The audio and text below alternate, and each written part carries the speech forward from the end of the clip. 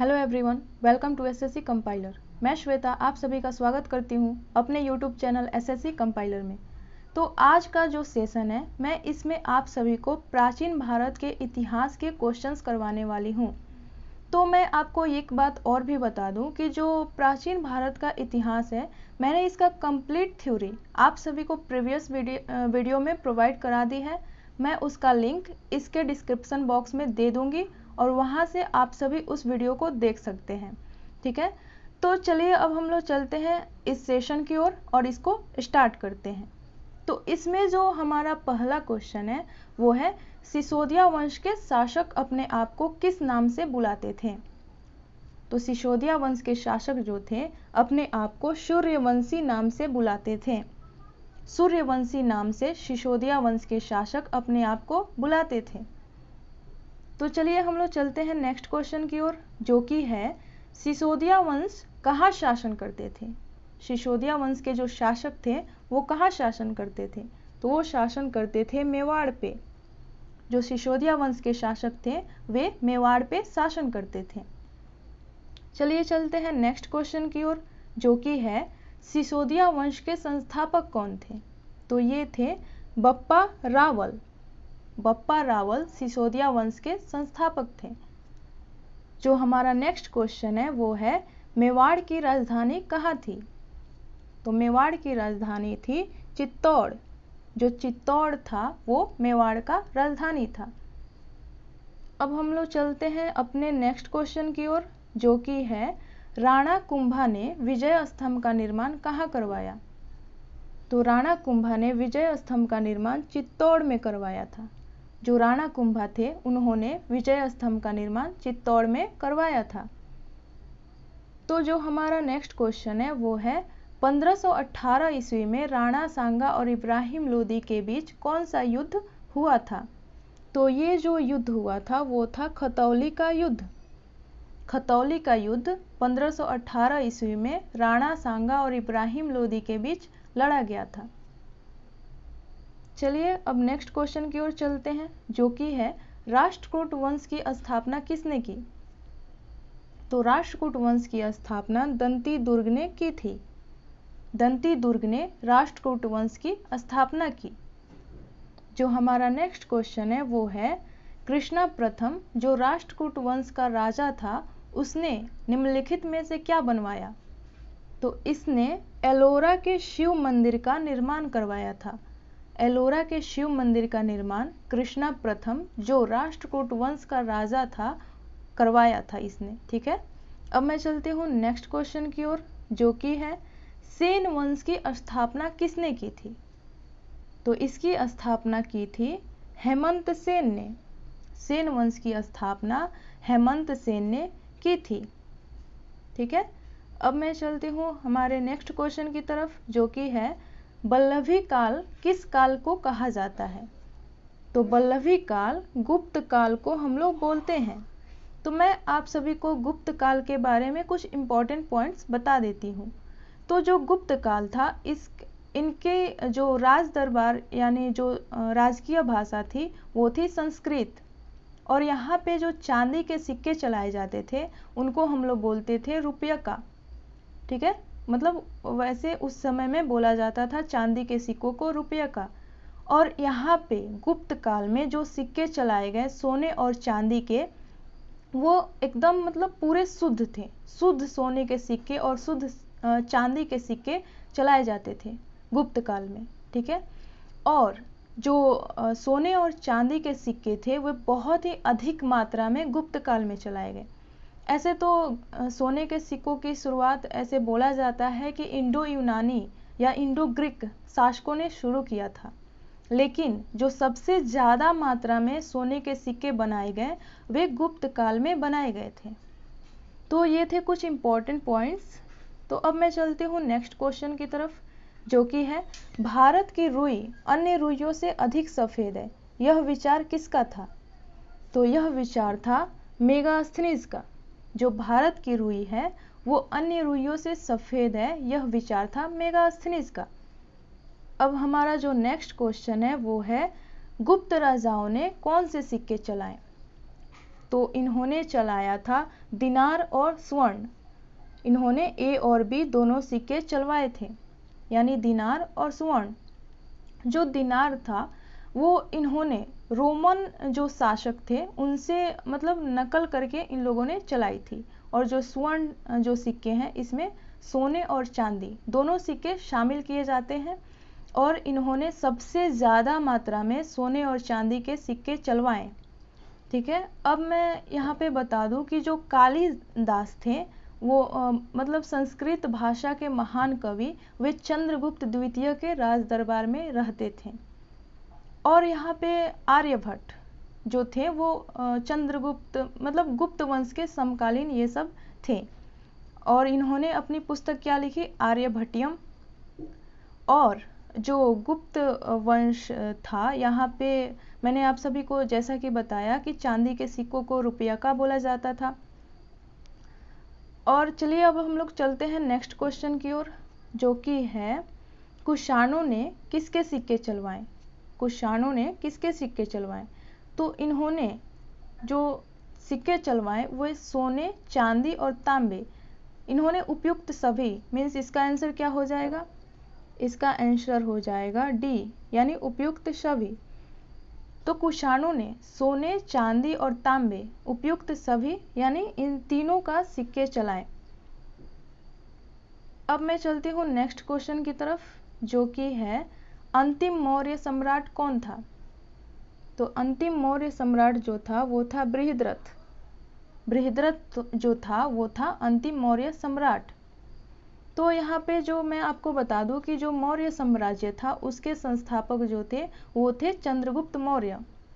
और चंद्रगुप्त मौर्य के शासन काल में जो उनके राज दरबार में जो रहता था वो था मेगास्थनीज, जो कि सेल्यूकस निकेटर का राजदूत था।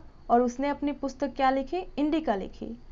अगर मैं आपको बता दूं कि इसका मतलब पूरे डिटेल में जानना है तो आप सभी को मेरा जो पिछला एंशिएंट हिस्ट्री का जो थ्योरी के साथ मैंने कवर किया है उसको देखना बहुत ही आवश्यक है। तो मैं इसमें चूंकि सिर्फ क्वेश्चंस करवा रही हूँ, इसलिए मैं सिर्फ यहाँ पे जो दिया गया है उसी को लेके चल रही हूँ। तो चलिए अब हम लोग चलते हैं नेक्स्ट क्वेश्चन की ओर, जो कि है अधिदम में कथा वस्तु के बारे में किसने लिखा? अधिदम में कथा वस्तु के बारे में किसने लिखा? तो ये लिखे थे मोगलीपुत्र तीस। तो ये मोगलीपुत्र तीस कौन थे? ये थे अशोक के गुरु, यानी इन्होंने ही अशोक को मतलब आध्यात्मिक जो बौद्ध धर्म की शिक्षा थी इन्होंने दिया था। ये अशोक के आध्यात्मिक गुरु थे। और ये अशोक के पुत्र के भी आध्यात्मिक गुरु थे। तो यहाँ पे मैंने बता दिया आप सभी को कि जो मोगलीपुत्र तीस थे इन्होंने अभिधम के बारे मतलब अभिधम में कथा वस्तु के बारे में लिखा है। चलिए बढ़ते हैं नेक्स्ट क्वेश्चन की ओर, जो कि है किस यज्ञ में वैदिक काल में सूरा का प्रयोग किया जाता है? तो ये किया जाता था सौत्रामणि यज्ञ में वैदिक काल में सूरा का प्रयोग किया जाता था। अब हम लोग चलते हैं नेक्स्ट क्वेश्चन की ओर, जो कि है 10 राजाओं का युद्ध किस नदी के किनारे हुआ था? तो ये जो युद्ध हुआ था ये हुआ था परुषणी नदी के किनारे, जिसको वर्तमान में क्या बोलते हैं? रावी नदी। तो परुषणी नदी के किनारे 10 राजाओं का युद्ध हुआ था, जिसमें सुदासजनों की विजय मतलब सुदासजन जो थे वो विजयी हुए थे। और ये विश्वामित्र ने मतलब ये सारा कवर किया था। ठीक है, अब हम लोग चलते हैं नेक्स्ट जो हमारा क्वेश्चन है उसके तरफ, जो कि है सोमपुरी विश्वविद्यालय की स्थापना किसने की? सोमपुरी विश्वविद्यालय की स्थापना किसने की? तो धर्मपाल जो शासक थे पाल वंश के, इन्होंने सोमपुरी विश्वविद्यालय की स्थापना की। धर्मपाल ने सोमपुरी विश्वविद्यालय की स्थापना की। जो हमारा नेक्स्ट क्वेश्चन है वो है रामपाल ने किस विश्वविद्यालय की स्थापना की? तो जो रामपाल थे इन्होंने जगदल विश्वविद्यालय की स्थापना की। जगदल विश्वविद्यालय की स्थापना रामपाल ने की थी। चलते हैं हमारे नेक्स्ट क्वेश्चन की ओर, जो कि है गौतम बुद्ध की माँ महामाया किस वंश से थी? तो ये थी कोलिय वंश से। जो गौतम बुद्ध की माता थी ये थी कोलिय वंश से। कोलिय वंश से गौतम बुद्ध की माँ महामाया संबंधित थी। अब हम लोग चलते हैं नेक्स्ट क्वेश्चन की ओर, जो कि है वल्लभी विश्वविद्यालय का विकास किसने करवाया? वल्लभी विश्वविद्यालय का विकास भट्टारक ने करवाया था। तो जो भट्टारक थे उन्होंने वल्लभी विश्वविद्यालय का विकास करवाया। जो हमारा नेक्स्ट क्वेश्चन है वो है विक्रमशिला विश्वविद्यालय का विकास किसने कराया? तो जो विक्रमशिला विश्वविद्यालय का विकास था वो धर्मपाल ने करवाया था। तो धर्मपाल जो थे उन्होंने विक्रमशिला विश्वविद्यालय का विकास करवाया। चलिए हम लोग देखते हैं अभी नेक्स्ट क्वेश्चन को। तो जो हमारा नेक्स्ट क्वेश्चन है वो है नालंदा विश्वविद्यालय का विकास किसके काल में हुआ? तो नालंदा विश्वविद्यालय का विकास ये हुआ था कुमारगुप्त के काल में। कुमारगुप्त के काल में नालंदा विश्वविद्यालय का विकास हुआ। ठीक है, ये कुमारगुप्त जो थे ये गुप्त वंश के शासक थे और इनके काल में ही नालंदा विश्वविद्यालय का विकास हुआ। अब हम लोग चलते हैं नेक्स्ट क्वेश्चन की ओर, जो कि है बौद्ध धर्म का कौन सा अंग मूर्ति पूजा में विश्वास नहीं करता है? तो ये जो अंग है ये है हीनयान। तो यहाँ पे चूंकि हीन यानी क्या हो गया, मीन्स हीन दृष्टि से देखने वाला, यानी ये मूर्ति पूजा में विश्वास नहीं करते थे। जो हीनयान जो संप्रदाय था वो बौद्ध धर्म का मतलब वो अंग मूर्ति पूजा में विश्वास नहीं करता था। ठीक है, तो यहाँ पे आप सभी को पता ही होगा कि जब अकाल आया था पाटलिपुत्र में, तो यहाँ पे मीन्स ऐसे ही जो बौद्ध धर्म था वो दो भागों में टूट गया था, एक हीनयान और दूसरा महायान। तो जो हीनयान संप्रदाय था वो मूर्ति पूजा में विश्वास नहीं करता था और ये बुद्ध को भगवान भी नहीं मानता था। तो चलिए अब हम लोग चलते हैं नेक्स्ट क्वेश्चन की ओर, जो कि है कौन सा पिटक नैतिक आचार संहिता के बारे में बताता है? तो ये हो गया विनय पिटक। जो विनय पिटक है वो नैतिक आचार संहिता के बारे में बताता है। जो हमारा नेक्स्ट क्वेश्चन है वो है बौद्ध धर्म की शिक्षाओं के बारे में कौन सा ग्रंथ बताता है? तो ये जो बताता है ये है बी और सी दोनों, यानी विनय पिटक और सूत पिटक। ठीक है, तो ये आंसर हो जाएगा डी, यानी जो विनय पिटक और सूत पिटक ये दोनों बौद्ध धर्म की शिक्षाओं के बारे में बताते हैं। जो हमारा नेक्स्ट क्वेश्चन है वो है बौद्ध धर्म के महायान पंथ का विकास किसके काल में हुआ? तो बौद्ध धर्म के महायान जो पंथ था उसका विकास कनिष्क के काल में हुआ था। कनिष्क के काल में बौद्ध धर्म के महायान पंथ का विकास हुआ। जो हमारा नेक्स्ट क्वेश्चन है वो है बौद्ध धर्म का महायान और हीनयान में विभाजन किस संगति में हुआ? तो ये हुई थी चतुर्थ जो संगीति हुई थी बौद्ध धर्म की, उसमें महायान और हीनयान में विभाजन हो गया था। और ये चतुर्थ संगति कब हुई थी? ये हुई थी कनिष्क के काल में, जो कि कुंडल वन में हुई थी। चलते हैं नेक्स्ट क्वेश्चन की ओर, जो कि है प्रथम बौद्ध संगीति के अध्यक्ष कौन थे? तो जो प्रथम बौद्ध संगीति के अध्यक्ष थे वो थे महाकश्यप। महाकश्यप प्रथम बौद्ध संगीति के अध्यक्ष थे। जो नेक्स्ट क्वेश्चन है वो है दूसरी बौद्ध संगीति के अध्यक्ष थे। तो दूसरी बौद्ध संगीति के जो अध्यक्ष थे वो थे सबाकमी। जो सबकमी थे यानी सबाकमी, इनको दोनों नाम से बोला जाता है, ये दूसरी बौद्ध संगीति के अध्यक्ष थे। जो नेक्स्ट क्वेश्चन है वो है किसके काल में चतुर्थ बौद्ध संगीति हुई थी? तो ये हुई थी कनिष्क के काल में। जो चतुर्थ बौद्ध संगीति थी वो कनिष्क के काल में हुई थी। जो हमारा नेक्स्ट क्वेश्चन है वो है गौतम बुद्ध के गृह त्याग को कौन सा चिन्ह बताता है? तो कौन सा चिन्ह है जो गौतम बुद्ध के गृह त्याग को प्रदर्शित करता है? तो वो चिन्ह हो जाएगा घोड़ा। जो घोड़ा है वो गौतम बुद्ध के गृह त्याग को प्रदर्शित करता है। जो हमारा नेक्स्ट क्वेश्चन है वो है गौतम बुद्ध के निर्वाण को कौन सा चिन्ह बताता है। तो जो ये निर्वाण को जो बताता है वो हमारा हो जाएगा बोधि वृक्ष।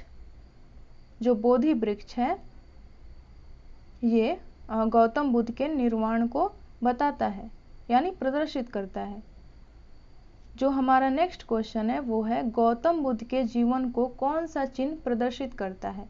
तो गौतम बुद्ध के जीवन को जो चिन्ह प्रदर्शित करता है वो है कमल। कमल जो है वो गौतम बुद्ध के जीवन के चिन्ह को प्रदर्शित करता है। जो नेक्स्ट क्वेश्चन है वो है गौतम बुद्ध का सारथी कौन था। तो गौतम बुद्ध का जो सारथी था वो था चना। गौतम बुद्ध का सारथी चना था। ठीक है, चना जो था वो गौतम बुद्ध का सारथी था। जो हमारा नेक्स्ट क्वेश्चन है वो है कंथक का गौतम बुद्ध के जीवन में क्या संबंध था। जो कंथक था उसका गौतम बुद्ध के जीवन में क्या संबंध था। तो ये संबंध था घोड़ा से, यानी कंथक का गौतम बुद्ध के जीवन में घोड़ा से संबंध था। ठीक है। जो हमारा नेक्स्ट क्वेश्चन है वो है विश्व का सबसे बड़ा महाकाव्य क्या है। तो जो विश्व का सबसे बड़ा महाकाव्य है वो है महाभारत। जो महाभारत है वो विश्व का सबसे बड़ा महाकाव्य है। अब हम लोग चलते हैं नेक्स्ट क्वेश्चन की ओर, जो कि है बोगस कोई अंजी लेख कहाँ खोजा गया। जो बोगस कोई अंजी लेख था वो खोजा गया टर्की में। टर्की में बोगस कोई अंजी लेख खोजा गया था। चलिए चलते हैं नेक्स्ट क्वेश्चन की ओर, जो कि है अष्टांग संग्रह की रचना किसने की। जो अष्टांग संग्रह है उसकी रचना किसने की। तो उसकी रचना की थी बागभट्ट। बागभट्ट, बाणभट्ट दूसरे हैं और बागभट्ट दूसरे हैं। तो अष्टांग संग्रह की रचना बागभट्ट ने की थी। जो हमारा नेक्स्ट क्वेश्चन है वो है 8वीं शताब्दी में त्रिकोणीय संघर्ष किनके बीच हुआ था। जो 8वीं शताब्दी में जो त्रिकोणीय संघर्ष हुआ था वो किनके बीच हुआ था। तो ये हुआ था चालुक्य, पल्लव और पांड्य। चालुक्य, पल्लव और पांड्य में 8वीं शताब्दी के बीच त्रिकोणीय संघर्ष हुआ था। जो चालुक्य, पल्लव और पांड्य थे इनमें त्रिकोणीय संघर्ष हुआ था 8वीं शताब्दी में, 8वीं सदी में। अब मैं चलती हूँ नेक्स्ट क्वेश्चन की ओर, जो कि है कोरोमंडल शब्द को निम्नलिखित में से किस राज्य के राज्य से लिया गया है। तो जो ये कोरोमंडल शब्द है इसको हम लोगों ने लिया है चोल राज्य। चोल राज्य के राज्य से लिया गया है। ठीक है, जो चोल राजा थे उनके राज्य से ये कोरोमंडल शब्द को हम लोगों ने लिया है। तो चलिए चलते हैं नेक्स्ट क्वेश्चन की ओर, जो कि है कौन सा कथन गलत है। इसमें से हम लोगों को फाइंड करना है कि कौन सा कथन गलत है।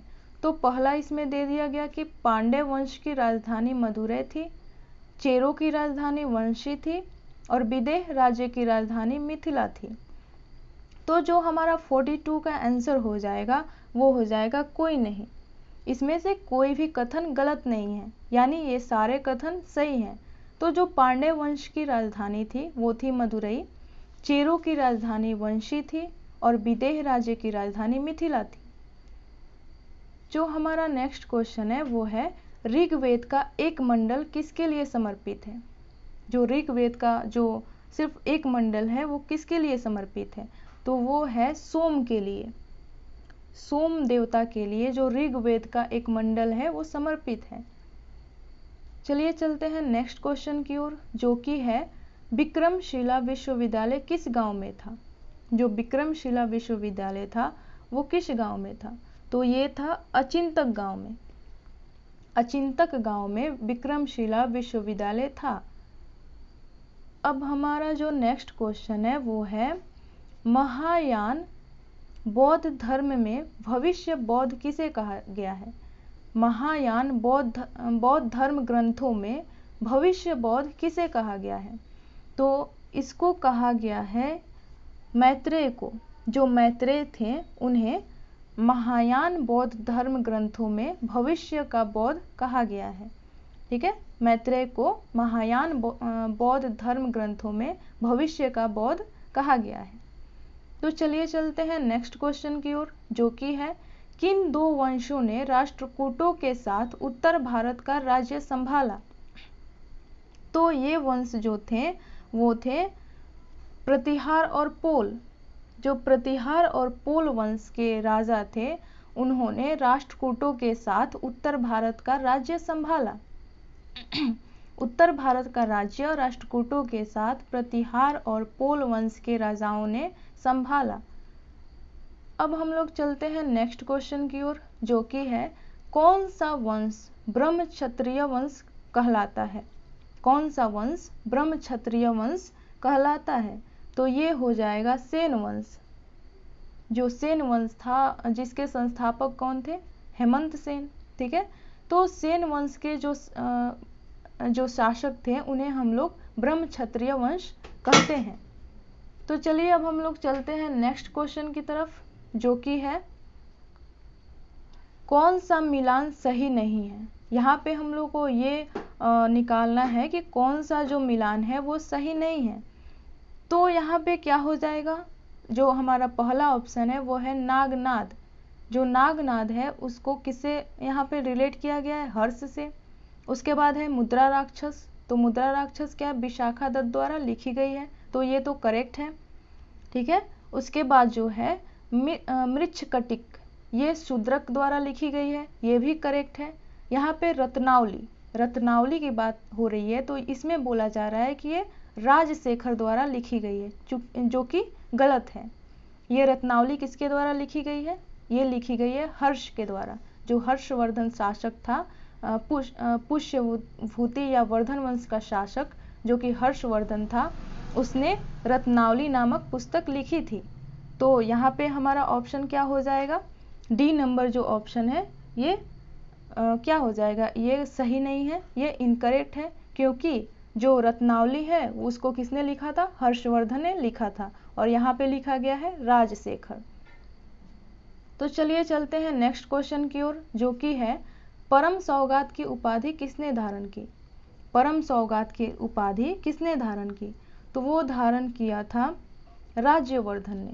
जो राज्यवर्धन था, चूंकि ये पुष्यभूति या वर्धन वंश का शासक था, इसने परम सौगात की उपाधि धारण की थी। और जो हर्षवर्धन था उसने परम भट्टारक की उपाधि धारण की थी। तो हम लोग चलिए चलते हैं नेक्स्ट क्वेश्चन की ओर, जो कि है गुप्त राजाओं के बाद किन राजाओं ने गरुड़ को अपना राज्य चिन्ह बनाया? तो जो गुप्त राजा थे उनके बाद किन राजाओं ने गरुड़ को अपना राज्य चिन्ह मतलब राज्य का चिन्ह बनाया? तो वो थे पल्लव। जो पल्लव शासक थे उन्होंने गुप्त राजाओं के बाद गरुड़ को अपना क्या बनाया? गरुड़ को अपना राज्य का चिन्ह बनाया। तो चलिए बढ़ते हैं नेक्स्ट क्वेश्चन की ओर, जो कि है किस सातवाहन राजा ने सर्वप्रथम राजा के नाम के सिक्के जारी किए? तो वो सातवाहन राजा था सातकर्णी प्रथम। जो ये सातकर्णी प्रथम था उसने सर्वप्रथम राजा के नाम के सिक्के जारी किए। सातवाहन राजा जो सातकर्णी प्रथम था उसने सर्वप्रथम राजा के नाम के सिक्के जारी किए। चलिए चलते हैं नेक्स्ट क्वेश्चन की तरफ, और मैं एक और बता दूं सातवाहनों के बारे में। जो सातवाहन शासक थे उन्होंने शीशे के सिक्के चलाए।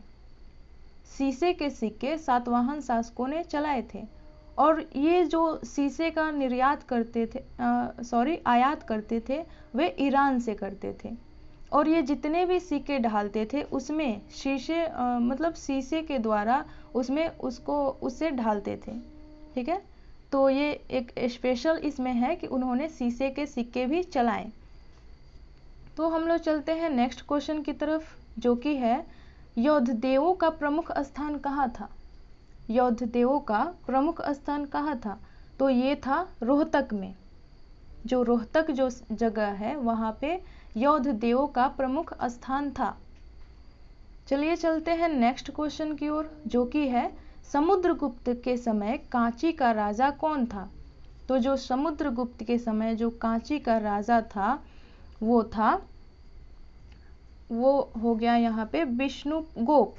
जो विष्णुगोप था वो समुद्रगुप्त के समय कांची का राजा था। ठीक है, विष्णुगोप जो कि यहाँ पे विष्णुगुप्त जो था वो समुद्रगुप्त के समय कांची का राजा था।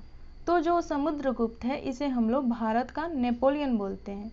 और ये समुद्रगुप्त जो था ये संगीत का बहुत ही बड़ा प्रेमी था, क्योंकि इसने जो सिक्के चलाए थे उसमें इसकी जो फोटो बनाई गई है वो बीना वादन करते हुए बनाई गई है, जिससे कि पता चलता है कि जो समुद्रगुप्त था वो बहुत मतलब संगीत का प्रेमी था।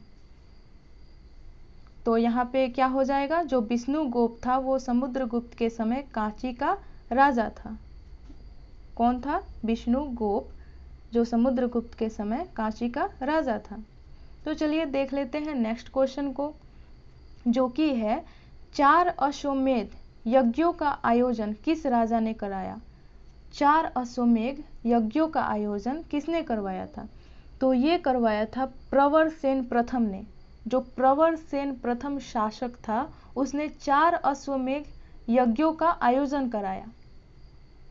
जो हमारा नेक्स्ट क्वेश्चन है वो है ग्रीक रोमन साहित्य में चंद्रगुप्त मौर्य को सेंड्रोकोटस कहा गया है, इसका उल्लेख सर्वप्रथम किसने किया?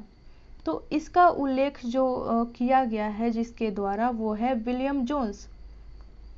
विलियम जोन्स ने ये उल्लेख किया है कि ग्रीक रोमन साहित्य में मतलब विक्रम जोन्स ने ग्रीक रोमन साहित्य में चंद्रगुप्त को सेंड्रोकोटस कहा जाता था, इसका उल्लेख किया है। चलिए बढ़ते हैं नेक्स्ट क्वेश्चन की ओर, जो कि है किस राज्य के राजाओं ने सीरिया के साथ राजनीतिक संबंध बनाए? तो सीरिया के साथ राजनीतिक संबंध बनाने वाले जो राजा थे वो थे मौर्य। जो मौर्य शासक थे उन्होंने सीरिया के साथ राजनीतिक संबंध बनाए थे। अब हम लोग चलते हैं नेक्स्ट क्वेश्चन की ओर, जो कि है किस राज्य के राजा ने देवपुत्र उपाधि को अपनाया? तो जो देवपुत्र के उपाधि को जिसने अपनाया था वो था कुषाण। जो कुषाण वंश के राजा थे उन्होंने देवपुत्र की उपाधि अपनाई। ठीक है, तो कुषाण वंश का संस्थापक कौन था? ये था कुजुल कड़फिसेस। और कुषाण वंश का जो सबसे महान जो शासक था वो था कनिष्क। तो कनिष्क के बारे में आप सभी को पता ही होगा कि इसने रेशम मार्ग पे नियंत्रण बनाया, और इसके समय ही जो रेशम मार्ग का जो मतलब जो उससे ज़्यादातर रेशम मार्ग से निर्यात या आयात होना प्रारंभ हो गया, और इनका जो पूरा प्रभुत्व था उस पे बना हुआ था। ठीक है, और जो कुषाण जो शासक थे, कुषाण शासक में जो कनिष्क था उसने शक संवत चलाए, जिसको भारत सरकार ग्रेगोरियन कैलेंडर के साथ यूज़ करती है। ठीक है, तो चलिए चलते हैं नेक्स्ट क्वेश्चन की तरफ, जो कि है महासंघिक निकाय कहाँ विकसित हुआ? जो महासंघिक निकाय था ये कहाँ विकसित हुआ था? तो ये हुआ था वैशाली में। जो महासंघिक निकाय है वो वैशाली में विकसित हुआ था। जो हमारा नेक्स्ट क्वेश्चन है वो है कौन सा मिलान सही है? इसमें पूछा जा रहा है कि कौन सा मिलान सही है।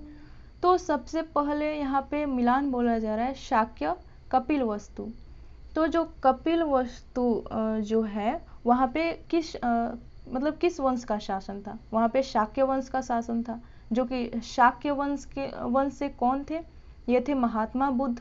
तो महात्मा बुद्ध को इसीलिए हम लोग बोलते हैं शाक्य मुनि, क्योंकि वे क्या थे? वे शाक्य वंश के मतलब शाक्य वंश के ये शासक थे, और इन्होंने बाद में गृह त्याग कर दिया, और उसके बाद इनको ज्ञान की प्राप्ति हुई, और ये बौद्ध धर्म के प्रचार प्रसार में लग गए।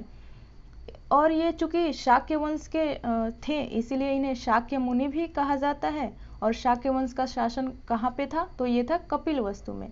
और महात्मा बुद्ध की मतलब जो महात्मा बुद्ध का जन्म कपिलवस्तु में ही हुआ था।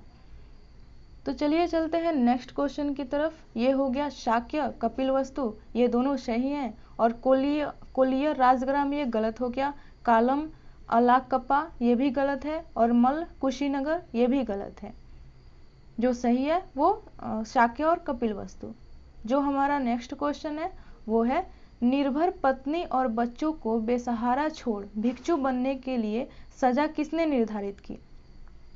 तो ये सजा जिसने निर्धारित की थी वो थे चाणक्य। जो चाणक्य थे इन्होंने निर्भर पत्नी और बच्चों को बेसहारा छोड़कर भिक्षु बनने की सजा को निर्धारित की।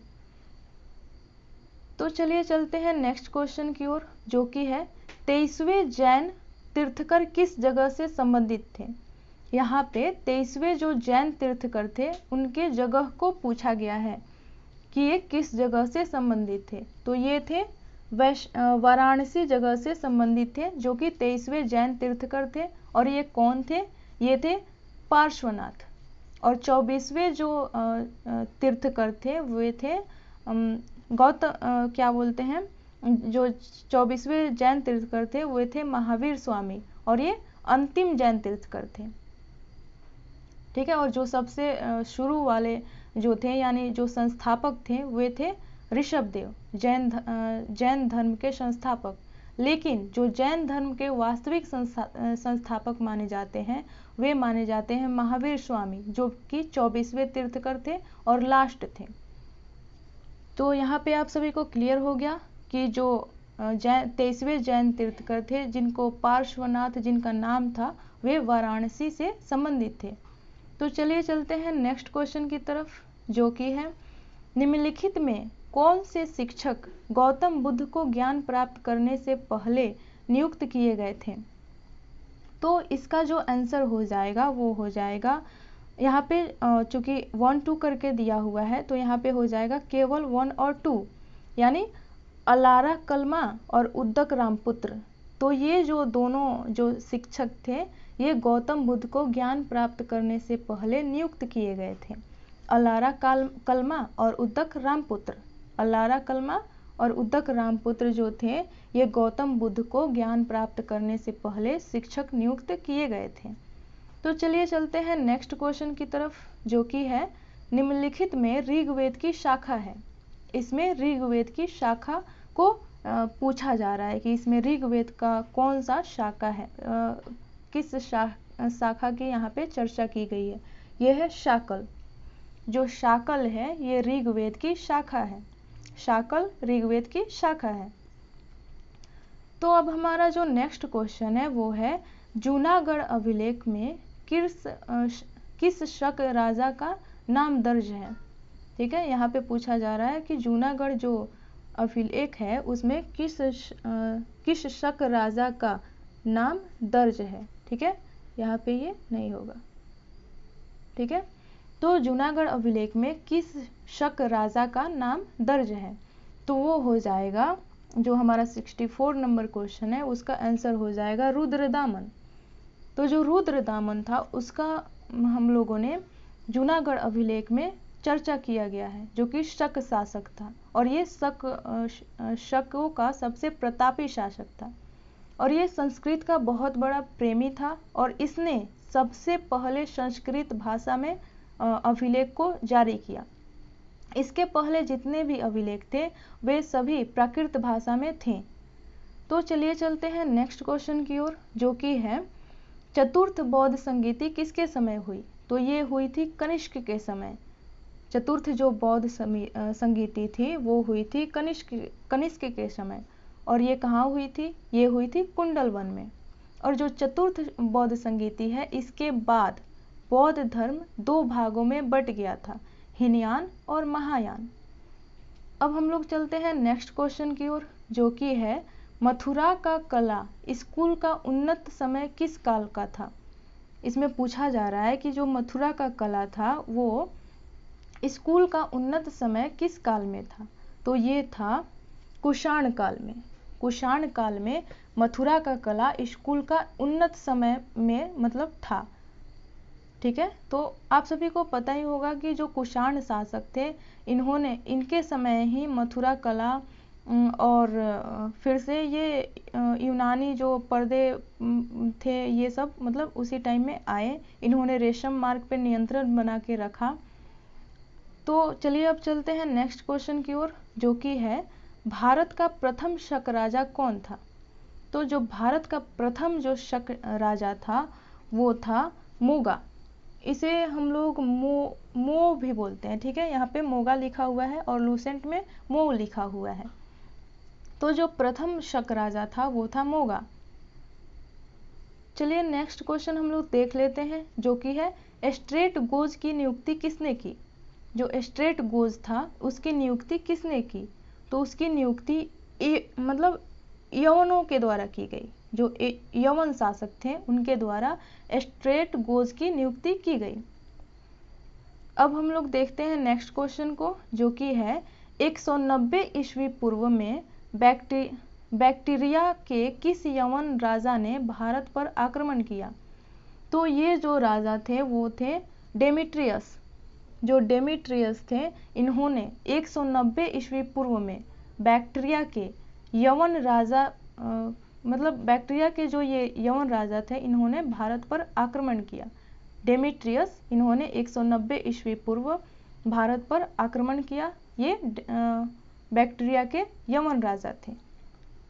अब हम लोग देख लेते हैं अपना नेक्स्ट क्वेश्चन, जो कि है प्रसिद्ध इंडो ग्रीक राजा मिनांडर वन ने अपनी राजधानी कहाँ बनाई। जो प्रसिद्ध ग्रीक राजा मिनांडर था, और मिनांडर जो था इसको पुष्य मित्र शुंग था, जो कि शुंग वंश का संस्थापक था, उसने मिनांडर को हराया था। ठीक है, और मिनांडर ने बाद में चल के बौद्ध धर्म को अपना लिया था। तो इसका जो आंसर हो जाएगा वो हो जाएगा तक्षशिला। जो प्रसिद्ध इंडो ग्रीक राजा मिनांडर वन इसने अपनी राजधानी तक्षशिला में बनाई। अब हम लोग चलते हैं नेक्स्ट क्वेश्चन की ओर, जो कि है किस ग्रीक राजदूत ने विष्णु के सम्मान में स्तंभ बनाया। कौन सा ग्रीक राजदूत था जिसने विष्णु के सम्मान में स्तंभ बनवाया। तो ये था हेलियोडोरस। जो हेलियोडोरस था इसने विष्णु के सम्मान में स्तंभ बनवाया था। ये ग्रीक राजदूत था। ठीक है, अब मैं चलती हूँ नेक्स्ट क्वेश्चन की ओर, जो कि है सर्वप्रथम सोने के सिक्के किस राज्य के राजाओं ने जारी किए। तो ये जो शासक थे मतलब ये जो शासक थे ये थे यवन। जो यवन शासक थे इन्होंने सर्वप्रथम सोने के सिक्के जारी किए। अब हम लोग चलते हैं नेक्स्ट क्वेश्चन की ओर, जो कि है बृहत कथा की रचना किसने की। जो बृहत कथा है इसकी रचना किसने की। तो इसकी रचना गुणाधय के द्वारा की गई थी। जो गुणाधय थे इनके द्वारा बृहत कथा की रचना की गई थी। अब हम लोग चलते हैं नेक्स्ट क्वेश्चन की ओर, जो कि है किस सातवाहन राजा ने शक राजाओं से मालवा को वापस जीता। वो कौन सा सातवाहन राजा था जिसने शक राजाओं से मालवा को वापस जीता। तो ये था गौतमीपुत्र सातकर्णी। गौतमीपुत्र सातकर्णी इसने शक राजाओं से मालवा को वापस जीता। तो चलिए चलते हैं नेक्स्ट क्वेश्चन की ओर, जो कि है इनमें से कौन सा शिलालेख सातवाहन काल से संबंधित है। जो सातवाहन काल से संबंधित शिलालेख है वो इनमें से कौन सा है। तो ये हो जाएगा नासिक अभिलेख। जो नासिक जो शिलालेख है वो सातवाहन काल से संबंधित है। तो चलिए अब हम लोग चलते हैं नेक्स्ट क्वेश्चन की तरफ, जो कि है हमारा सातवाहन वंश के किस राजा ने गाथा सप्तशती की रचना की। सातवाहन वंश का कौन सा शासक था जिसने गाथा सप्तशती की रचना की। तो ये जो शासक था ये था राजा हाल। जो राजा हाल था इसने सातवाहन वंश के मतलब राजा हाल इसने गाथा सप्तशती की रचना की, जो कि सातवाहन वंश का राजा था। ठीक है, राजा हाल इसने गाथा सप्तशती की रचना की। तो चलिए चलते हैं नेक्स्ट क्वेश्चन की तरफ, जो कि है किस वंश के राजाओं ने ब्राह्मणों को अनुदान में भूमि दी? तो ये जो वंश था वो था सातवाहन वंश। जो सातवाहन वंश के जो शासक थे उन्होंने क्या किया, उन्होंने ब्राह्मणों को अनुदान में भूमि दी। सातवाहन वंश के शासकों ने ब्राह्मणों को अनुदान में भूमि थी। तो जो हमारा नेक्स्ट क्वेश्चन है वो है अशोक के अपने शिलालेख में किस क्षेत्र को कर मुक्त बनाने और मात्र 1/8 यानी 1/8 कर लगाने की अनुमति दी है? तो अशोक ने जिस शिलालेख की बात की, मतलब अपने शिलालेख में जिस क्षेत्र की बात की है वो हो जाएगा यहाँ पे लुम्बिनी। जो लुम्बिनी जो क्षेत्र है उसमें अशोक ने कर को कम करके 1/8 यानी कर मुक्त बना के 1/8 सिर्फ कर लेने की बात कही है। ठीक है, तो चलिए चलते हैं नेक्स्ट क्वेश्चन की तरफ, जो कि है शतपथ ब्राह्मण और तैत्तिरीय ब्राह्मण किसके ब्राह्मण ग्रंथ है? जो शतपथ ब्राह्मण है और तैत्तिरीय ब्राह्मण है वो किस ब्राह्मण के ब्राह्मण किसके मतलब ब्राह्मण ग्रंथ है? तो ये हो जाएगा यजुर्वेद। जो यजुर्वेद है इसके मतलब ये जो ब्राह्मण ग्रंथ है ये शतपथ ब्राह्मण और तैत्तिरीय ब्राह्मण के ब्राह्मण ग्रंथ है। ठीक है, यजुर्वेद के ब्राह्मण जो मतलब ये शतपथ ब्राह्मण और तैत्तिरीय ब्राह्मण जो है ये यजुर्वेद के ब्राह्मण ग्रंथ है, यानी इससे ही वे रिलेटेड हैं। तो चलिए चलते हैं नेक्स्ट क्वेश्चन की ओर, जो कि है निम्नलिखित में से सिंधु घाटी सभ्यता के ढोलवीरा स्थल की सबसे अनोखी विशेषता क्या है? जो सिंधु घाटी सभ्यता के ढोलवीरा स्थल थी उसकी अनोखी विशेषता क्या है? तो उसकी अनोखी विशेषता है इसके शहरों को 3 भागों में विभाजित किया गया था।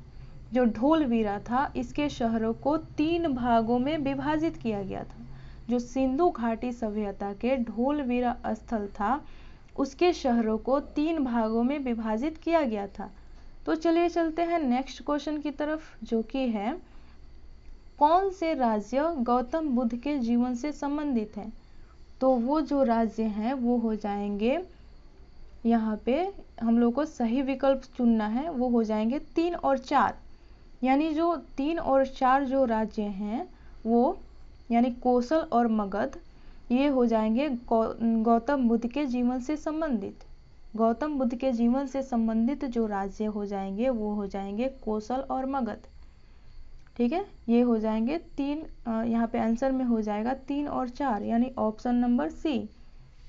अब हम लोग चलते हैं नेक्स्ट क्वेश्चन की तरफ, जो कि है ऋग्वैदिक काल में जो ऋग्वैदिक काल की अर्थव्यवस्था के बारे में कौन सा कथन असत्य है? तो हम लोग को यहाँ पे ढूंढना है कि ऋग्वैदिक काल की अर्थव्यवस्था के बारे में कौन सा कथन असत्य है।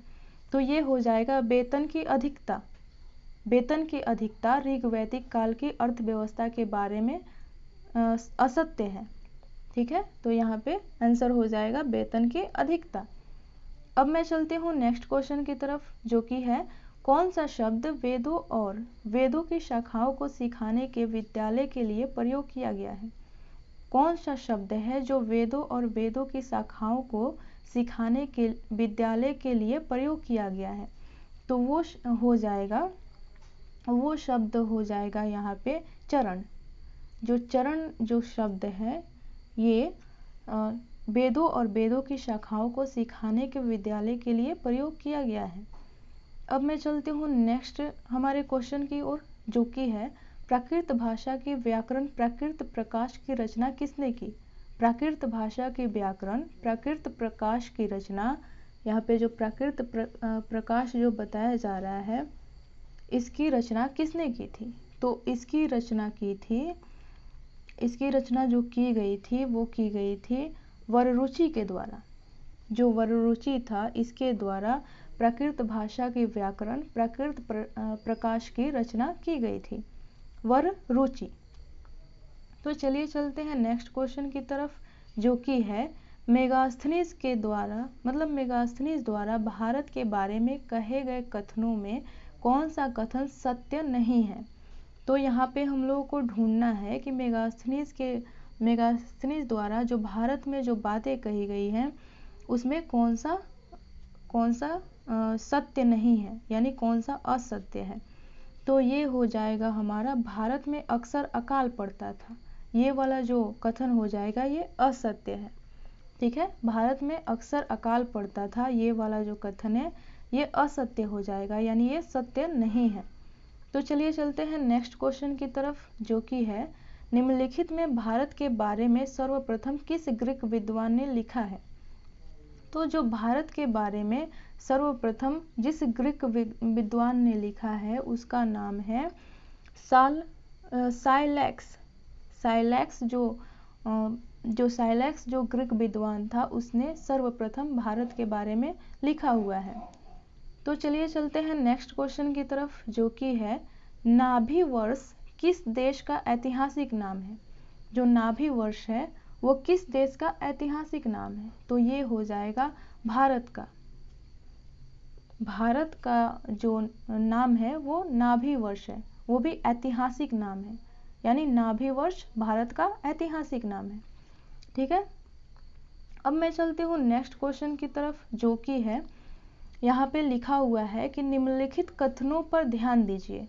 तो सबसे पहला जो कथन है वो लिखा गया है, अंडाल एक महिला संत थी जिसकी रचनाएं व्यापक रूप से गाई जाती थी।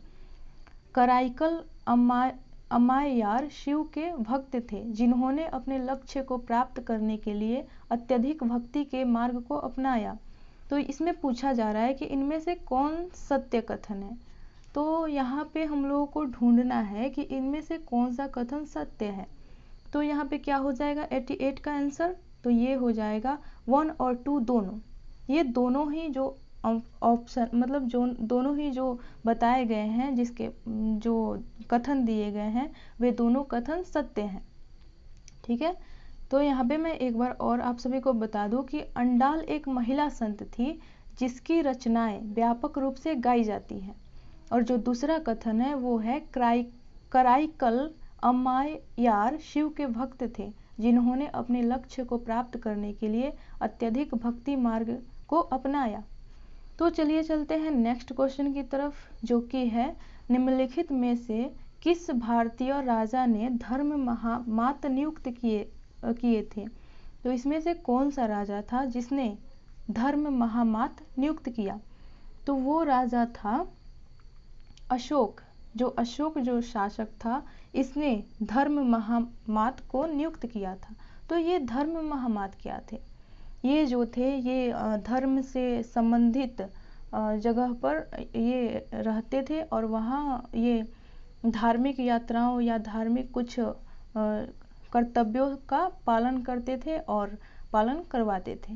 ठीक है, तो चलिए अब हम लोग चलते हैं नेक्स्ट क्वेश्चन की तरफ, जो कि है जैन धर्म के 22वें तीर्थकर कौन थे।